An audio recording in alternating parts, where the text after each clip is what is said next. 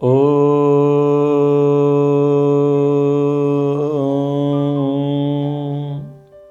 विश्वानि देवः सवितुर्दुरितानि परासुव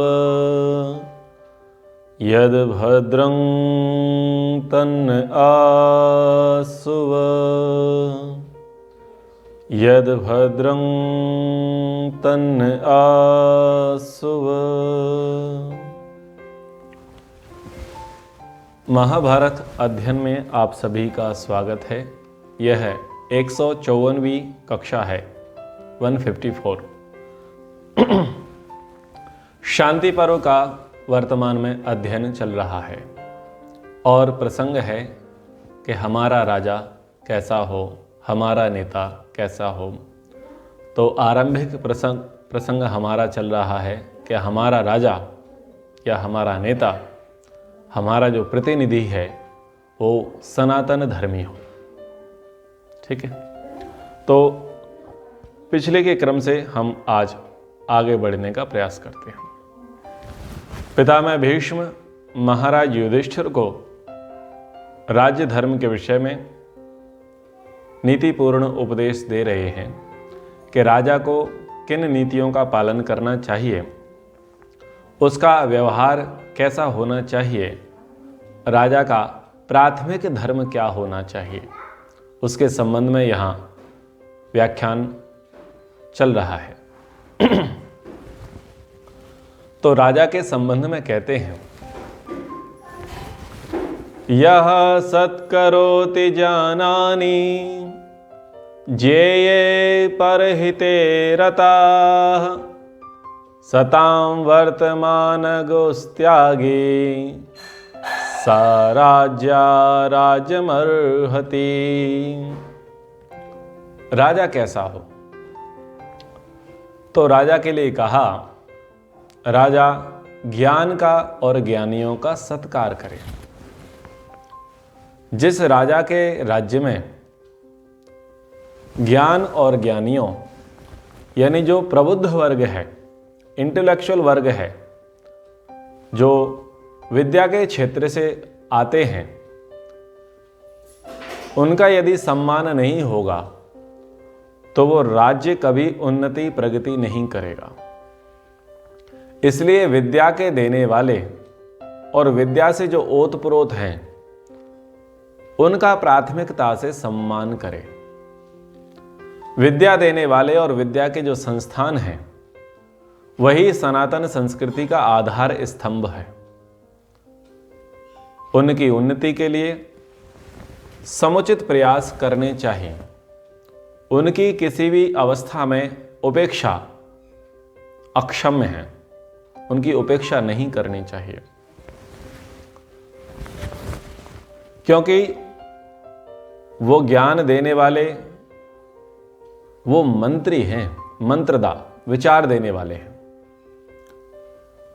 उन्होंने अपने पुरुषार्थ से, अपनी तपस्या से एक अपना स्तर बनाया हुआ है। वो चाहें तो ऐसी कई राजसत्ताओं को खड़ा कर सकते हैं और कई राजसत्ताओं को वो नेस्ते नाबूद कर सकते हैं। जो ज्ञानी हैं, जो ज्ञान के भंडार हैं, इसलिए उनका प्राथमिकता से सत्कार करते रहना चाहिए। और क्या कहा? सताम वर्तमानुगस्त्यागे सा राजा राज्यम अर्हति। राजा ज्ञान और ज्ञानियों के सत्कार के अनंतर शास्त्र के ज्ञातव्य विषय को समझने की बुद्धि रखने वाला होना चाहिए और परोपकार में उसे संलग्न रहना चाहिए। महानुभावों, जैसा कि हम प्रसंग पढ़ते आ रहे हैं और पिछली कक्षा में मनुस्मृति के उद्धरण हमने समझे थे, जहां पर यह बात निकल कर के आई कि राजा चारों वेदों का जानकार हो, चारों वेदों का वो विद्यार्थी हो। तो जो सनातन परंपरा से सनातन धर्मशास्त्रों को पढ़ेगा, सुनेगा, जानेगा, समझेगा, वही कुछ विशेष उन्नति प्रगति स्वयं की और प्रजा की कर पाएगा। यदि किसी राजा में उतनी योग्यता नहीं है, उसका उतना सामर्थ्य नहीं है कि उसने चारों वेद नहीं पढ़े, तो कुछ तो पढ़ा होगा। बिना पढ़ा हुआ और अयोग्य व्यक्ति तो सत्ता के इतने बड़े पद पर आएगा नहीं। प्राचीन परंपरा में अगर हम देखते हैं तो अशिक्षित असाक्षर राजा नहीं हुआ कभी भी, किसी भी काल में। किसी भी देश का अशिक्षित और साक्षर नहीं रहा। मूर्खों को राजा नहीं बनाया गया, मूर्खों को सेनापति नहीं बनाया जाता, मूर्खों को मार्गदर्शक प्रेरणा स्रोत नहीं बनाया जाता। प्रथम पुरुष की उपाधि मूर्खों को नहीं दी जाती। यदि प्रथम पुरुष की उपाधि मूर्खों को दी जा रही है तो निसंदेह वो प्रजा महामूर्ख होगी। तो वो व्यक्ति जिसने पर्याप्त ज्ञान प्राप्त किया गुरु के सानिध्य में रह करके, स्वयं पुरुषार्थ से, स्वयं विवेक से, अथवा उतना नहीं किया है, तब भी वो ज्ञान का और ज्ञानियों का सत्कार करे। और क्या करे? शास्त्रों का जो ध्येय विषय है उस पर उसका चिंतन मनन हो, उस विधान को वो जाने, उस विधान को वो समझे। यदि कोई हमारा नेता जो नेतृत्व कर रहा है और शास्त्र ज्ञान से शून्य है, तो वो आपका हित साधक नहीं हो सकता। कुछ कुछ मांगों को वो आपकी पूरी कर सकता है, लेकिन सर्वांश में वो आपकी उन्नति प्रगति नहीं कर सकता, क्योंकि वो स्वयं की ही उन्नति प्रगति नहीं कर सकता। आज वोट बैंक के कारण से अशिक्षित, धूर्त, मूर्ख लोगों को राजा बना दिया जाता है। अब जिन्हें स्वयं ही परंपरा का ज्ञान नहीं है, राजनीति का जिनको ज्ञान नहीं है, अर्थशास्त्र का जिनको ज्ञान नहीं है, समाज शास्त्र का जिनको ज्ञान नहीं है, इतिहास का ठीक ठीक जिन्हें ज्ञान नहीं है, और धर्मशास्त्रों का जिन्हें ठीक ठीक ज्ञान नहीं है, बताइए यदि उनका 5 वर्ष का भी कार्यकाल होगा तो वो क्या करेंगे? क्या वो समाज को सही दिशा दे पाएंगे? क्या वो समाज के प्रत्येक वर्ग को सुख सुविधाएं उपलब्ध करा पाएंगे? क्या वो समाज में पक्षपात रहित होकर के व्यवहार कर पाएंगे? क्या वो समाज के सभी लोगों को न्याय दिलाने का प्रयास कर पाएंगे? वो नहीं करेंगे। वो कुछ गिने चुने प्रपोजल लेकर के सत्ता में आएंगे, क्योंकि उनकी बुद्धि तो परोपकारी है नहीं, तो वो क्या करेंगे?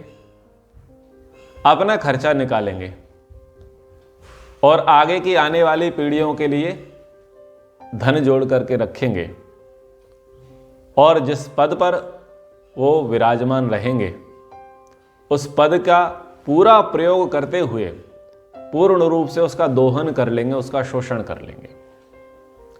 इसलिए जो राजा हो, जो नेता हो, जो विधायक हो, जो सांसद हो, जो सरपंच हो, जो मंत्री हो, वो साक्षर होना चाहिए, पढ़ा लिखा होना चाहिए, समझदार होना चाहिए।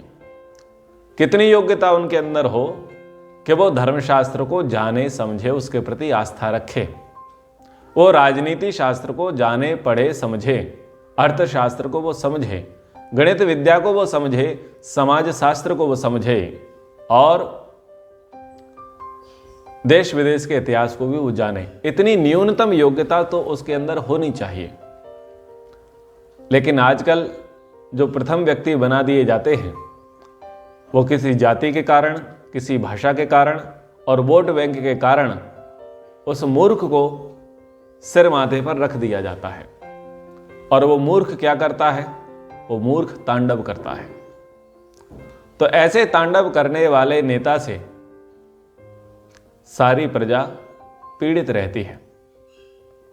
तो ऐसे का हमें वर्ण, ऐसे का हमें चुनाव नहीं करना चाहिए। चुनाव के संबंध में, वर्ण के संबंध में महर्षि मनु जी बड़ी उत्तम बात कहते हैं। वो कहते हैं कि एक तरफ सैकड़ों मूर्ख लोग हों और वो एक असत्य असभ्य अधार्मिक बात पर बल देते हों और एक तरफ कोई विद्वान हो, पंडित हो, पारंगत हो, वो जो बात कहे तो उन 100 सैकड़ों हजारों मूर्खों की अपेक्षा उस एक व्यक्ति की बात को अधिक प्रमाणिक मानना चाहिए। आप समझ पा रहे हैं यहां पर क्या बात कह दी है महर्षि मनु जी ने? वोट देने का अधिकार किसका हो? बहुत बड़ी बात महर्षि मनु जी ने कह दी।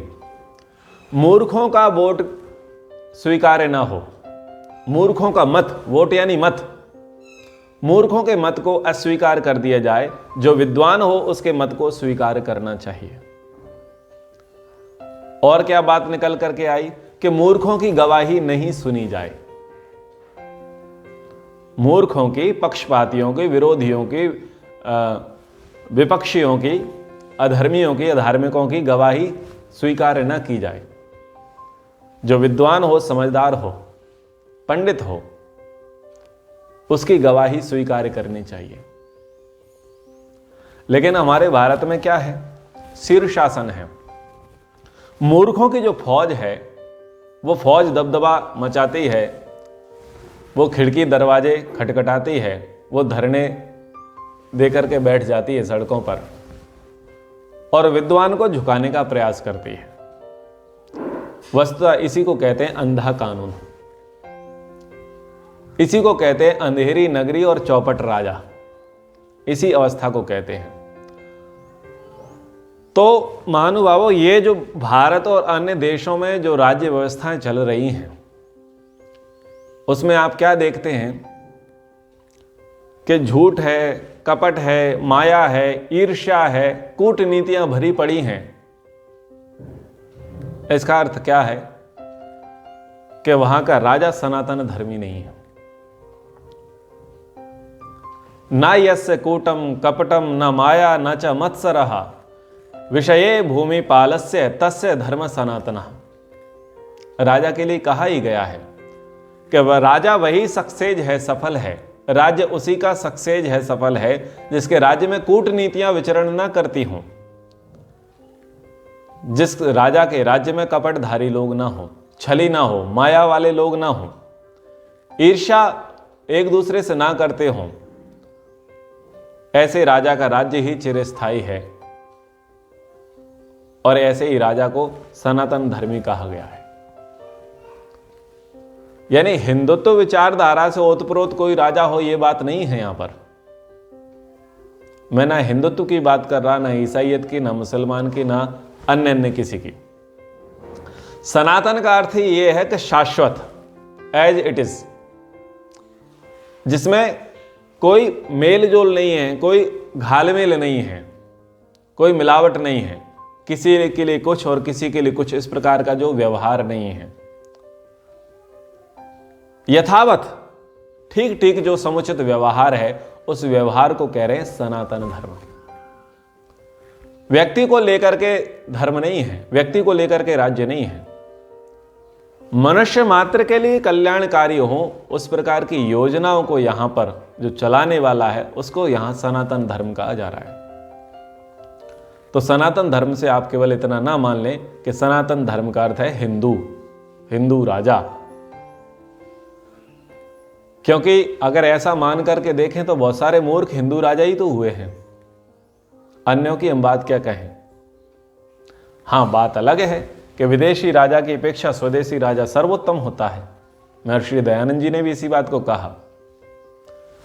जब 1857 का विद्रोह हुआ था तो उसके कई वर्ष पश्चात महारानी विक्टोरिया ने कहा कि अब ज्यादा अंकुश भारतीयों पर नहीं लगाया जाएगा, ज्यादा उन्हें प्रताड़ित नहीं किया जाएगा,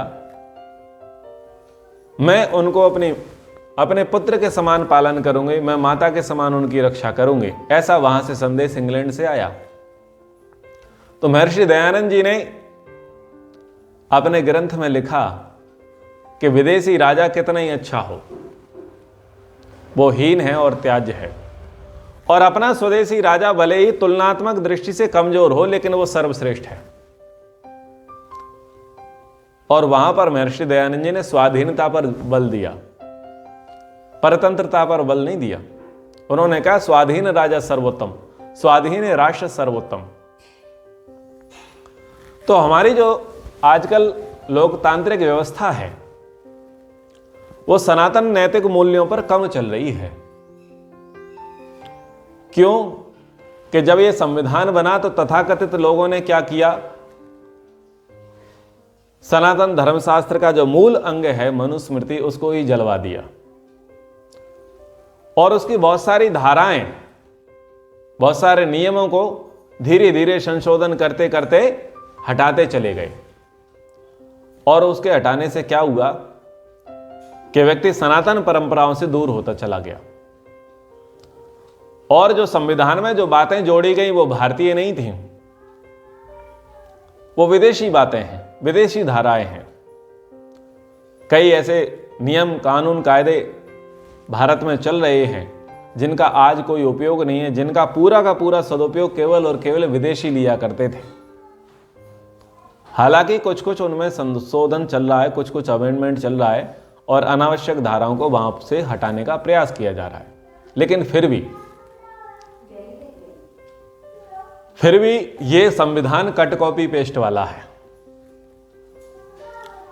आयरिश संविधान की कॉपियां इसमें बहुत हैं, कई हजार धाराएं यहां पर विदेशी हैं, भारतीय नहीं है। तो जब संविधान ही भारतीय ना हो, संविधान की मान्यता ही सनातन ना हो, तो बताइए भारत की व्यवस्था, लोकतांत्रिक व्यवस्था कहां से सुधरेगी, कहां से सुदृढ़ होगी। यहां पर हम क्या देखते हैं कि एक पक्ष की तो सर्वथा उपेक्षा की जाती है और एक पक्ष की सर्वथा उसको हाथों हाथ लिया जाता है और उस पक्ष के लिए तो रातों रात 12 बजे भी कोर्ट के दरवाजे खुल जाते हैं। ये दोगलापन क्यों है? ये दोगलापन इसीलिए क्योंकि हमारा जो संविधान है वो सनातन नैतिक मूल्यों के आधार पर नहीं है। बड़े ही छल के साथ, बड़े ही कूटनीति के साथ, बड़े ही विद्वेष के भाव के साथ उस सनातन नैतिक मूल्यों की अवधारणा को हटा दिया गया। बाद में पाठ्यक्रम से भी धीरे धीरे हटाते चले गए और एक बहुत बड़ा प्रोपेगेंडा समाज में स्थापित कर दिया कि ये जो सनातन संविधान की अवधारणा है ये तो मानव जाति के लिए ठीक नहीं है, ये तो स्त्री शूद्रों के लिए ठीक नहीं है, ये तो एक वर्ग विशेष के ही पोषक हैं। ऐसा एक नैरेटिव गलत प्रकार से समाज में सेट कर दिया गया। और दुर्भाग्य की बात यह है कि जिनके पूर्वजों ने उस पर विशेष आस्था रखी, आज उन्हीं के वंशज उसकी उपेक्षा कर बैठे हैं। और उपेक्षा का कारण यही है कि हम सनातन धर्मशास्त्रों को नहीं समझ पा रहे। एक बहुत बड़ा वर्ग ऐसा चला जिन्होंने ऐसे प्रयास किए, ऐसे कथा, ऐसे प्रचार, ऐसे धारावाहिक बनाए कि लोग सनातन नैतिक मूल्यों को समझ ही ना सकें। महाभारत अपने आप में एक अद्भुत, अप्रतिम, अद्वितीय ग्रंथ है जिसमें समाज शास्त्र, धर्मशास्त्र, नीति शास्त्र, राजनीति और अनेक अनेक नीतियों का वहां पर पर्याप्त वर्णन है, विश्लेषण है। लेकिन उस महाभारत को तटस्थ कर दिया गया, उस महाभारत संस्कृत साहित्य को तटस्थ कर दिया गया। एक अद्भुत अप्रतिम ग्रंथ है वाल्मीकि रामायण, उसको भी तटस्थ कर दिया गया, उसको भी सिरे से खारिज कर दिया गया और उनके सब्स्टिट्यूट लेकर के आ गए। पुराणों में जो हमारे कथाकार हैं, उन कथाकारों ने क्या किया कि बस बाल्यकाल की कथाओं का ही प्रवचन किया, व्याख्यान किया। लेकिन जो धर्म धुरंधर रहे, उनके यौवन और उनकी प्रौढ़ अवस्था के विषय में वो मौन ही रहे। तो अगर देखा जाए तो राजनीति से लेकर के धर्मशास्त्र तक ऐसी उपेक्षा की लहर चली है, ऐसे एक नैरेटिव सेट किया है कि सनातन विचारधारा को उन्होंने परे फेंक दिया है और नई एक अपनी धारा को लेकर के वो समाज में आ गए हैं। और चारों ओर से इस प्रकार के कार्य को किया गया ताकि लोग उठ ही ना सकें, जान ही ना सकें, समझ ही ना सकें। तो महानुभावों, ये जो महाभारत हम पढ़ रहे हैं, इस समय भारतीय इतिहास के गौरव की गाथाएं सुनने को मिलती हैं, अद्भुत जानकारियां, अद्भुत ज्ञान हमें मिलता है। तो इसे हमें आत्मसात करना है, इसका हमें प्रचार करना है, इसे हमें पढ़ना है और इसे हमें पढ़ाना है। लोगों ने एक नैरेटिव सेट कर दिया कि महाभारत ग्रंथ तो घर में रखने योग्य है ही नहीं है, क्योंकि जिसके घर में महाभारत पुस्तक होगी उसके घर में महाभारत होगा। पर मैं प्रतिज्ञा पूर्वक कहता हूं कि जिसके घर में महाभारत पुस्तक होगा उसके घर में महाभारत होगा ही नहीं, क्योंकि वहां सारे कारणों का वर्णन है कि आखिर झगड़े क्यों होते हैं, आखिर मनमुटाव क्यों होते हैं, आखिर व्यवस्थाएं क्यों चरमरा जाती हैं। उन सब का कारण और निदान इस महाभारत ग्रंथ में है। तो हम पढ़ रहे हैं कि राजा का सनातन धर्म, ये सारी बातें राजा से ही जुड़ी हैं। आप ये ना सोचें कि हम तो अलग प्रसंग पर चले गए। मैं तो परिणाम बता रहा हूं, प्रभाव बता रहा हूं कि उसके प्रभाव, उसके परिणाम कहां कहां तक जाकर के हमें प्रभावित करते हैं। तो राजा को क्या करना चाहिए? तद राज्ये राज्य कामानां नान्यो धर्मो सनातनः ऋते रक्षां तो विस्पष्टां रक्षा लोकस्य धारिणी। राज्य चाहने वाले राजाओं के लिए राज्य में प्रजा की भली भांति रक्षा को छोड़कर कोई दूसरा सनातन धर्म नहीं है। प्रजा की रक्षा करना ही जगत को धारण करने के समान है। तो यदि हम राज्य चाहते हैं, कोई राजा राज्य चाहता है, तो उसको क्या करना है? प्रजा की भली भांति रक्षा करनी है। एक वर्ग की उपेक्षा नहीं करनी है, किसी विशिष्ट वर्ग को विशेष प्रोत्साहन नहीं देना है, यथा योग्य व्यवहार करना है। राजा ब्राह्मण वर्ग, क्षत्रिय वर्ग, वैश्य वर्ग और शूद्र वर्ग के प्रति यथोचित न्यायपूर्ण व्यवहार करे, किसी की उपेक्षा ना करे। उसका प्रयास रहे कि किसी भी प्रकार की वर्ण संकरता समाज में ना आने पाए। आज जितनी वर्ण संकरता हमारे समाज में व्याप्त है, इसका कारण क्या है? राजा का सनातन धर्मी ना होना। महानुभावों, वर्ण संकरता को आप समझिए। गौ दुग्ध के स्थान पर आपको क्या मिल रहा है? गाय के दूध के स्थान पर जो पैकेट में आपको मिल रहा है वो वर्ण संकर है। जैविक खेती जो हुआ करती थी, आज पेस्टिसाइड युक्त खेती हो रही है। ये खेती है वर्ण संकरता। लोग नैतिक मूल्यों को प्रधानता देते थे, लेकिन अब नैतिक मूल्यों को तिलांजलि दे दी है और व्यक्तिगत हितों को साधने में लोग लग गए हैं। इसको कहते हैं वर्ण संकरता। लोगों के अंदर उतनी आस्तिकता रही नहीं है। लोग स्वच्छंद और नास्तिक हो रहे हैं। ये स्वच्छंदता और ये नास्तिकता है वर्ण संकरता। लोग राष्ट्र हित सर्वोपरि नहीं मानते, लोग व्यक्ति हित सर्वोपरि मानते हैं। ये व्यक्ति हित सर्वोपरि मानना, यह है वर्ण संकरता। राज्य में जो भ्रष्टाचार है, जो अनाचार है, जो व्यभिचार है, जो अत्याचार है, जो लूटमार मची हुई है, ये वर्ण संकरता की ही द्योतक है। और ये वर्ण संकरता क्यों हो रही है?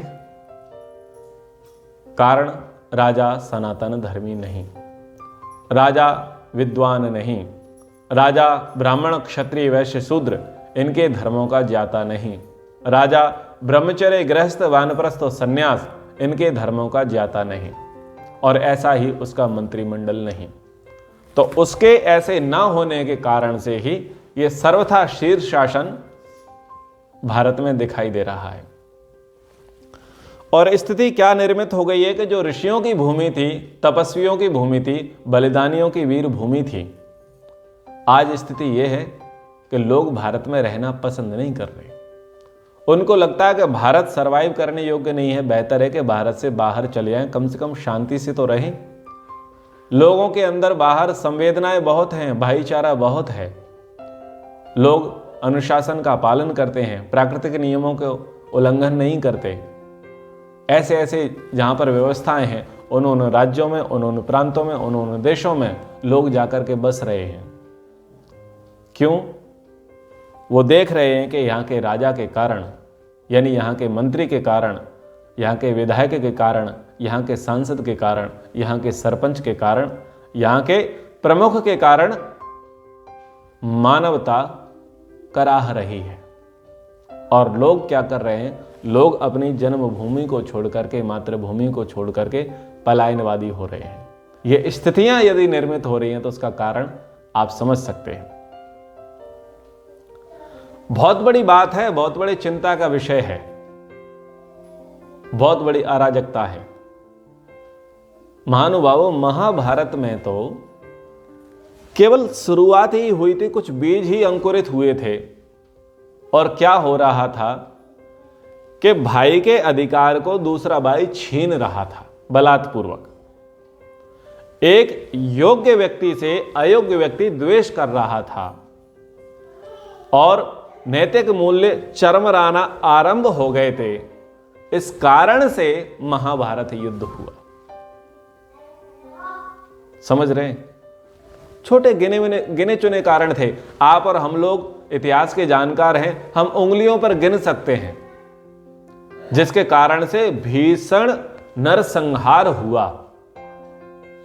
भीषण नरसंहार हुआ। तो आप सोचिए कि आज कितने बड़े नरसंहार की अपेक्षा है।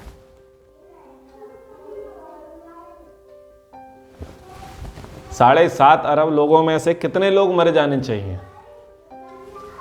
कितने लोगों को मार देना चाहिए?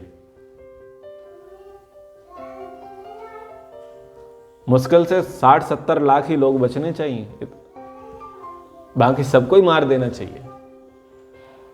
क्यों? क्योंकि सनातन मूल्यों पर नहीं चल रहे, प्राकृतिक नियमों का पालन नहीं करे, लोग अनुशासनहीन हैं, लोग स्वच्छंद हैं, लोग मानवता के अनुकूल व्यवहार नहीं कर रहे। गरीब और गरीब होता जा रहा है, अमीर और अमीर होता जा रहा है और मध्यम वर्ग पिसता चला जा रहा है। जिसकी उपेक्षा की जा रही है वो उपेक्षित हो ही रहा है। जो शोषित है, वंचित है, वो शोषित वंचित ही है। और जिसके दोनों 10 हाथों उंगलियों में घी है, वो 10 से 20 हाथों में, उसकी 20 उंगलियों में उसका घी बढ़ता चला जा रहा है। जो नदियां शुद्धता के साथ बहती थी वो अपवित्र हो चुकी हैं। लोग खुली हवा में श्वास नहीं ले पा रहे हैं। लोगों के घर से मटके चले गए, प्लास्टिक में पानी पी रहे हैं। प्राकृतिक स्थितियां गड़बड़ा गई हैं, लोगों के स्वास्थ्य बिगड़ चुके हैं और लोग मनोरोगी हो चुके हैं। यदि मनोरोग की अगर उसका सर्वे कराया जाए योग्य प्रशिक्षित चिकित्सकों के माध्यम से, तो 90% से अधिक का आंकड़ा भारत में मनोरोगियों का निकलेगा। मेंटल लोग निकलेंगे। इसका दोष किस पर जाता है? इसके लिए कौन जिम्मेदार है? इसके लिए जिम्मेदार है कि लोगों ने हमें हमारे धर्मों से अलग कर दिया, हमारी सनातन परंपरा से अलग कर दिया, हमारे पहले के लोगों ने। ये रामायण, महाभारत, उपनिषद, दर्शन, वेद, ये कोई अध्यात्म का केवल मात्र विषय नहीं है। ये एकाकी जीवन बिताने का विषय नहीं है। मानव जाति को सुव्यवस्थित संरक्षित रखने की योजना है ये वेद और वैदिक साहित्य। केवल कर्मकांड, पूजा पाठ का विषय ये नहीं है। लेकिन हमको बहुत अच्छे ढंग से मैनिपुलेट किया गया है, मूर्ख बनाया गया है।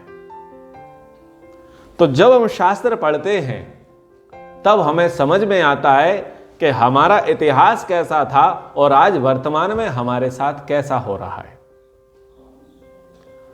यदि आप महाभारत और रामायण पढ़े ही नहीं तो आपको अपने इतिहास की जानकारी मिलेगी कहां से? आप तो ऐसा ही मान लेंगे कि बस चलता है, बस चलता है।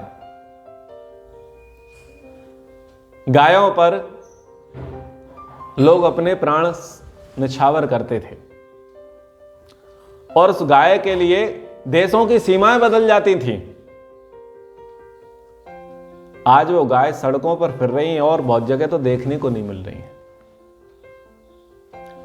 स्त्री का सर्वाधिक सम्मान इस भारतीय सनातन संस्कृति में रहा। आज वो स्त्री स्वयं बाजारू हो चुकी है, स्वयं बिकाऊ हो चुकी है। मतलब उसका कितना पतन हो चुका है। उसका स्वयं में स्त्री ही अपमान कर रही है, पुरुषों की बात ही क्या कहें। स्वयं एक स्त्री दूसरी स्त्री का अपमान करने के लिए, स्वयं एक स्त्री दूसरी स्त्री का चीर हरण करने के लिए, वस्त्र हरण करने के लिए खुले बाजारों में बड़े बड़े पदों पर बैठी है। तो ये विचारणीय विषय है। तो हम जितना जितना राजनीति शास्त्र को पढ़ेंगे, समाज शास्त्र को पढ़ेंगे, उतना उतना हम कंपैरिजन करते चले जाएंगे कि हम पहले क्या थे और अब क्या हो गए, अब हमें क्या करने की आवश्यकता है, हमें कैसे सुधार करने की आवश्यकता है, कहां से तैयारी करने की आवश्यकता है। ये बातें, ये सूत्र, ये विवेक हमें अपने प्राचीन धर्मशास्त्र से ही मिलेगा। राजा के लिए पितामह भीष्म कह रहे हैं कि श्रेष्ठ मनुष्यों के हाथ से कभी धन ना छीना जाए और दुष्टों से दंड के रूप में धन लेना चाहिए और सज्जनों को धन देना चाहिए। एक कर की व्यवस्था के विषय में बताया कि जो श्रेष्ठ व्यक्ति हैं उनकी धन संपत्ति का नुकसान ना हो, यह प्रायोरिटी से राजा को सोचना चाहिए। लेकिन होता क्या है, जो श्रेष्ठ हैं, योग्य व्यक्ति हैं, उनकी सर्वथा उपेक्षा कर दी जाती है। कंस्ट्रक्शन में, सड़क के चौड़ीकरण में, सड़क निर्माण में, पुल बनाने में, बांध बनाने में, ऐसे ऐसे बहुत सारे उपक्रम जो सरकार करती है, उसमें योग्य व्यक्ति की संपत्ति का नाश बहुत होता है। और चूंकि वो सहनशील है, राष्ट्रभक्त है, उदार मना है, इसलिए वो ज्यादा कुछ कहता नहीं है और उसकी सर्वथा उपेक्षा हो ही जाती है। और जो दुष्ट हैं उनको दंडित नहीं दिया जाता और उनको दंडित करके उनके धन को नहीं लिया जाता। बहुत पहले समाचार पत्रों में आया कि कई वर्षों से सोनिया गांधी ने अपना बिजली का बिल नहीं भरा। बिजली का बिल उसने कई वर्षों से नहीं भरा। तो दुष्टों को दंड देकर के उनके धन को लेना चाहिए। जो राज नियम को नहीं मान रहे, जो संविधान को नहीं मान रहे, जो अनुशासन का पालन नहीं कर रहे, जिन्होंने दुष्टता के साथ, उदंडता के साथ धन का अपहरण किया है, उनको दंडित करते हुए उनके धन को लेना चाहिए और सज्जनों को देना चाहिए। लेकिन होता क्या है, टैक्स आपका और हमारा, और टैक्स का प्रयोग किस पर हो रहा है? अयोग्यों पर। टोल टैक्स धार्मिक सज्जन व्यक्तियों का फ्री होना चाहिए या मंत्री विधायकों का फ्री होना चाहिए? गरीब कौन है? कैंटीन में कम रुपए पर भोजन, टोकन पर जो भोजन मिलता है, सुविधाएं मिलती हैं, ये किसको मिलनी चाहिए? ये क्या सांसदों को मिलनी चाहिए? क्या वो कमजोर हैं, गरीब हैं क्या वो? गरीब की जो वैल्यू होती है, उस वैल्यू में तो ये अमीर लोग, बड़े बड़े पदों पर लोग बैठे मौज उड़ा रहे हैं। ये शीर्षासन है। वो तो समर्थ हैं, तो समर्थ से धन लेना चाहिए ना। असमर्थ हैं, उसका सहयोग करना चाहिए। लेकिन असमर्थ पर बोझ डाले जाते हैं और समर्थ के प्रति मौन रहा जाता है, उससे कुछ कहा नहीं जाता।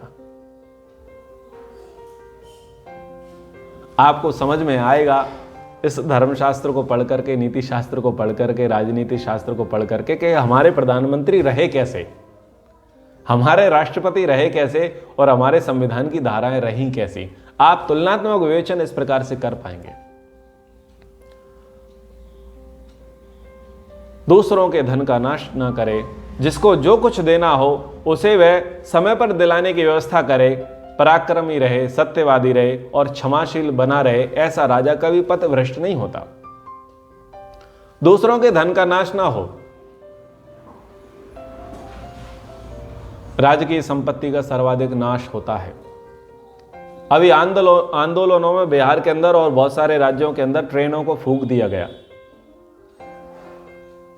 संपत्तियों को नुकसान किया गया। किसकी संपत्ति थी वो? जो आप और हम टैक्स देते हैं, हमारी संपत्ति थी वो। हमारे टैक्स से वो सब चीजें बनी हैं, वो रेल बनी है, वो सड़क बनी है, वो सब सुविधाएं बनी हैं, और उसको जाकर के एक मूर्ख वर्ग जाकर के उसको आग लगा रहा है। तो राजा को ऐसी व्यवस्था करनी चाहिए कि दूसरों के करों का, दूसरों के धनों का नाश ना हो। जिसको जो कुछ देना हो वह समय पर दिलाने की व्यवस्था करें। ये कंसेशन, ये जो भुगतान है, ये बड़ा लेट चलता है, पीढ़ी दर पीढ़ी। एक शहीद पर फिल्म आई थी धूप, और उस धूप में शहीद के पिता का किरदार अनुपम खेर ने निभाया था। उनका बेटा शहीद हो गया था तो सरकार की ओर से पेट्रोल पंप उसके लिए नियुक्त हुआ था,